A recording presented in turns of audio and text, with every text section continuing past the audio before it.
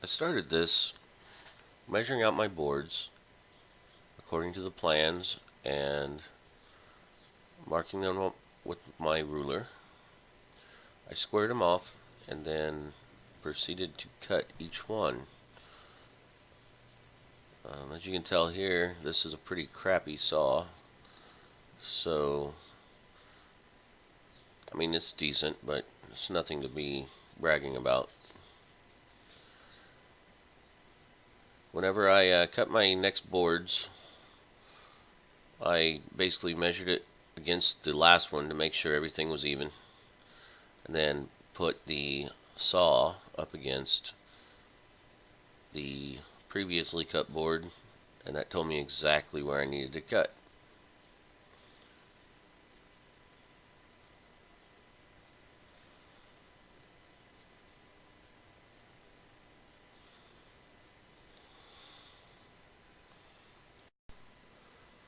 Now to add the angles for the top braces, I basically had to angle my saw, because I use a fence angling saw, to 30 degrees in order to accommodate the angles on the top of these braces.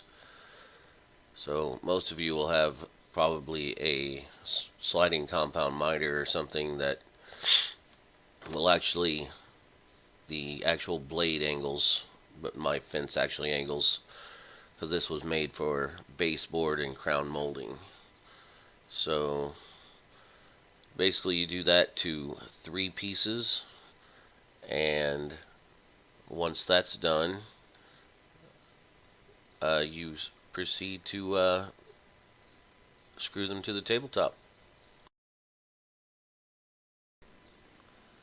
And what I have here is I basically have 3 2x10s, and they are laid flat, cut to 6 foot long approximately.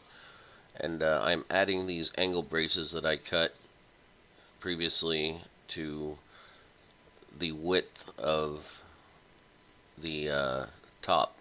I have the bad side up so that the bad side will be down whenever it's put together. Here I use clamping pressure to make sure the glue is good with the 2x6 or the 2x10s, and if you notice here, I'm using SPAX screws. These SPAX screws are awesome. They're self-tapping. You don't have to worry about any kind of the board splitting or anything else, and they go good into the wood. So if I have any recommendations, use SPAX screws. That's SPAX. I know that Home Depot sells them, but that's the only place I've been able to find them. Basically, I put 5 of these into each board. And sorry about the crappy video. I had to set up the camera behind me. But I put 5 of these screws into each 2x10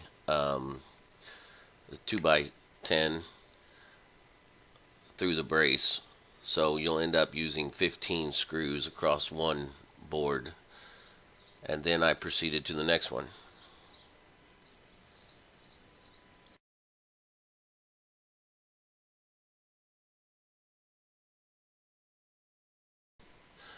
And what I had to do here on the center board is I had to find the exact center of where my table was, because I wasn't exactly 6 feet.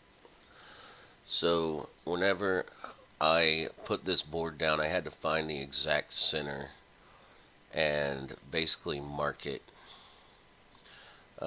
So I used my tape measure, and I found the center point from the whole length of the table. Then I measured and got the center point on my 2x4 that I'm using and lined it up. And since there is a gap, I also had to make sure that there was a gap on either end that matched the gap on the 2 ends of the table. So I used a carpenter square and I squared up the board to make sure it was straight across, and measured the gap, and then I proceeded to start gluing and screwing.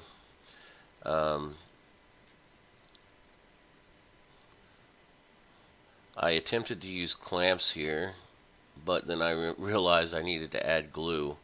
So I just rolled the board up, making sure that I kept my points, and put on the glue.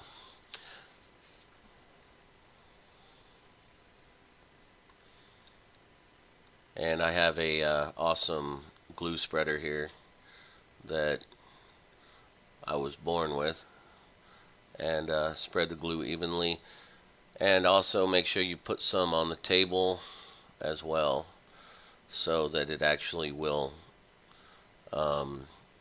get a good glue surface. I also did this to the two end boards as well. So yeah, and if you notice how it moved a little bit there, that's because the glue was acting like a lubricant, so it kind of slipped, so I had to re-square it up, line it back up, and then I used clamps to make sure I held it in place. So yeah, it will slide around on you when you put the glue on, so make sure you use clamps before you start screwing it down. And then I screwed it down just like the two ends, so not much to it there. And then once you're done, your board should look something like this, with the 5 screws in each board, or in each 2x10.